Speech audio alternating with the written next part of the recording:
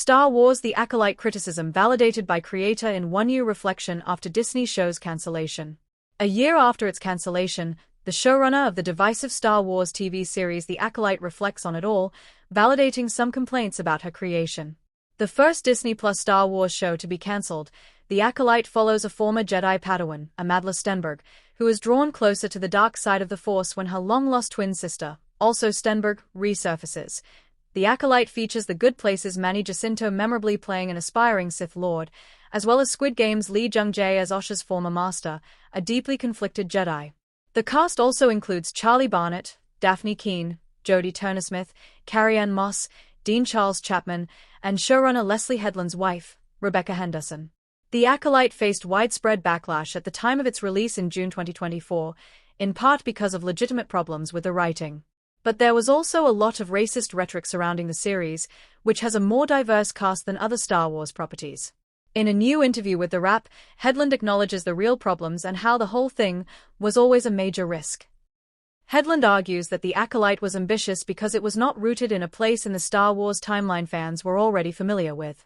It was a part of the lore where you couldn't use a stormtrooper, you didn't have the reference of the politics and war that Tony Gilroy has brilliantly exploited in such a genius way in Andia, says Headland.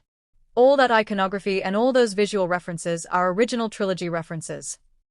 I also think that any gripes creatively with the show are completely valid, she continues. It's the old adage of the first one through the wall is the bloodiest. So I have no regrets, and am absolutely obsessed with Star Wars. I still am, and I love my show, and I know that it was wonderful. And honestly, the designers that worked on the show are more responsible for it. Headland admits that she was surprised by the swiftness and publicness of the cancellation, but maybe not so much the cancellation itself. But once I was getting particular phone calls about the reaction and the criticism and the viewership, I felt like, okay, the writing's on the wall for sure, she says. She also believes her show was challenged by being compared to other Star Wars shows. Headland says that there were only a couple signposts that we knew we wanted to hit when it comes to story ideas for the second season. Like some reviewers have also argued, however, the showrunner does think The Acolyte could have used more time to grow, saying the following. The Wrap also addressed the toxic side of the response to The Acolyte when speaking with Headland, who revealed that she was previously familiar with the fandom's discourse. I am a Star Wars fan, which means I have always been, since the launch of YouTube, part of the Star Wars recap or criticism or lionization fandom community. These guys I've known for years and years, continues Headland. I supported them on Patreon. There are some of them that I respect, and there are some of them that I think are absolutely snake oil salesmen, just opportunists. Then, of course, there are the fascists and racists. So it runs a gamut. It isn't just one thing or the other. So in some ways I wasn't surprised, and then in other ways I was disappointed. Headland also recognizes that those driving the online discourse are potentially making a lot of money off it, especially because of the massive level of visibility of Star Wars.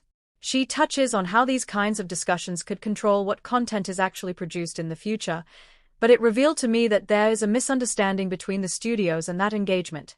They think of it as fandom, and in ways it is, but studios use it almost like a focus group, says Headland. It made me start to think, rather than these fans are toxic, or this thing is being mean to me, it made me think more that the content being made about Star Wars will ultimately be more culturally impactful than actual Star Wars. The release and reception of The Acolyte illustrate a lot about how modern pop culture functions, much of it for the worse. Headland's show still presents interesting ideas about the world of Star Wars, making it unfortunate it didn't come out at a time when it might have been able to evolve with a second season.